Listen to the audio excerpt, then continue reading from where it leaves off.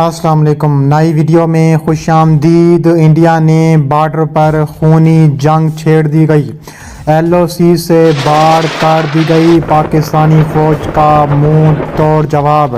پاکستان کے 2 لاکھ کمانڈر بھارت میں گھس گئے، کشمیر سیکٹر پر شدید ترین بمباری، 48 گھنٹے انتہائی اہم قرار دے دیے گئے۔ ویڈیو کی تفصیلات میں آگے بڑھنے سے پہلے ہماری ویڈیو کو لائک کرنے کے ساتھ چینل کو سبسکرائب کر کے بیل آئیکن پر کلک کر دیں۔ ناظرین گرامی، بھارت نے پاکستان کے خلاف خونی جنگ چھیڑ دی، ایل او سی سے باڑ کاٹ دی گئی۔ تفصیلات کے مطابق army chief general Qamar Javed Bajwa نے لائن آف کنٹرول اور اطراف کے علاقوں کا دورہ کیا۔ پاک فوج کے شعبہ تعلقات عامہ کے مطابق آرمی چیف کو ایل او سی کی صورتحال اور فارمیشن کی آپریشنل تیاریوں پر بریفنگ دی گئی۔ آئی ایس پی آر نے بتایا ہے کہ آرمی چیف نے چکوٹھی سیکٹر میں کنٹرول لائن تعینات فوجیوں سے بات چیت کی۔ 2 لاکھ کے قریب پاکستانی کمانڈرز کشمیر کی مدد کے لیے بھارت میں جاگ سے بھارت کو منہ توڑ جواب دینے کا فیصلہ۔ دوسری جانب انڈیا اور پاکستان کے زیر انتظام کشمیر کے مختلف سیکٹروں پر دونوں جانب سے گولہ باری اور شیلنگ کے واقعات کے بعد پاکستان اور بھارت نے ایک دوسرے پر لائن آف کنٹرول پر جنگ بندی کی خلاف ورزی کا الزام عائد کیا ہے، جبکہ اس کے باعث دونوں جانب متعدد افراد کے ہلاک اور زخمی ہونے کی اطلاعات موجود ہیں۔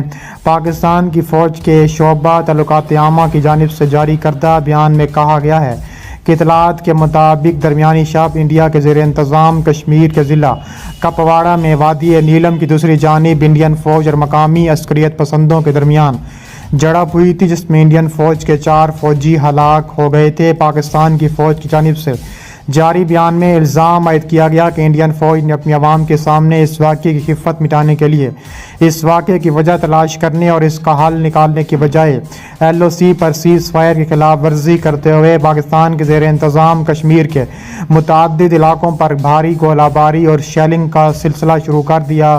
آئی ایس پی آر کے بیان کے مطابق پاکستان کے زیر انتظام کشمیر کے ان علاقوں میں وادی نیلم کے علاقے، نیکرون کیل، شاردا، دھانیال، شاہ کوٹ، جوری، نوسری سیکٹر، وادی علیپا کے منڈیال اور کیانی سیکٹر۔ پاکستانی فوج کے جاری کردہ بیان کے مطابق انڈین فوج نے ایل او سی کی خلاف ورزی کرتے ہوئے بلا اشتعال فائرنگ اور گولہ باری کا سلسلہ صرف فوجی چوکیوں تک محدود نہیں رکھا، بلکہ عالمی قوانین کے تحت انسانی حقوق کی خلاف ورزی کرتے ہوئے شہری آبادی کو نشانہ بنایا، جس کے نتیجے میں درجنوں شہری ہلاک ہو گئے ہیں۔ پاکستانی فوج کے بیان میں دعویٰ کیا گیا ہے کہ پاکستانی فوج نے بلا اشتعال فائرنگ کا جواب دیتے ہوئے انڈین چوکیوں کو نشانہ بنایا، جس میں انڈیا کو بھاری نقصان اٹھانا پڑا۔ اس جھڑپ میں پاکستانی فوج کا ایک فوجی اہلکار سمیت 5 زخمی ہوئے ہیں۔ انڈین فوج کے ایک بیان میں کہا گیا ہے کہ پاکستان نے انڈیا کے زیر انتظام کشمیر میں لائن آف کنٹرول کے قریب گوریز اور اوڑی سمیت متعدد سیکٹروں میں جنگ بندی کی خلاف ورزی کرتے ہوئے فائرنگ اور شیلنگ کی۔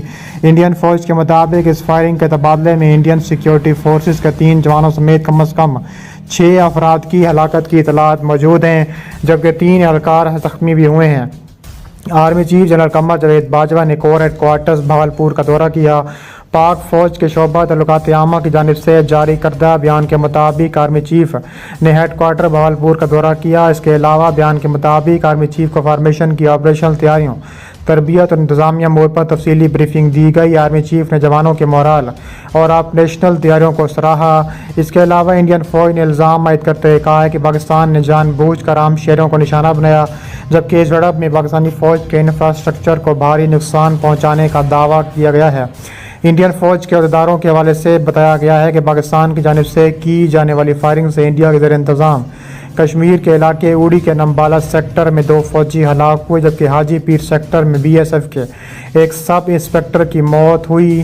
انڈین فوج کے عہدیداروں کے مطابق ضلع بارہمولہ کے علاقے اوڑی کے کمال کوٹ سیکٹر میں 2 شہری ہلاک ہوئے، جبکہ اوڑی کے حاجی پیر سیکٹر میں بالا کوٹ کے علاقے میں ایک خاتون کی موت ہوئی۔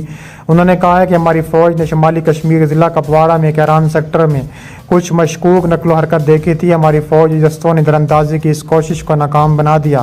انڈیا اور پاکستان کی جوہری پیش قدمی قریب 50 برس پر محیط ہے۔